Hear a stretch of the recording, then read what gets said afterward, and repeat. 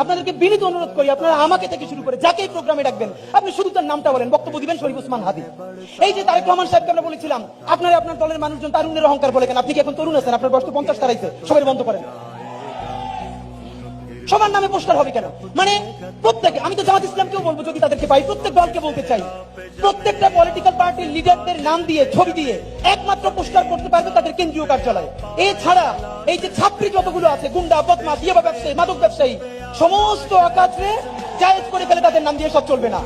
যদি আপনি ইয়াবা ব্যবসায়ী, মাদক ব্যবসায়ীদেরকে পোস্টারে আপনার নাম ছবি ব্যবহার করতে দেন, তাহলে ও যে খুন করে, চাঁদাবাজি করে, তার দায়ও আপনার নিতে হবে।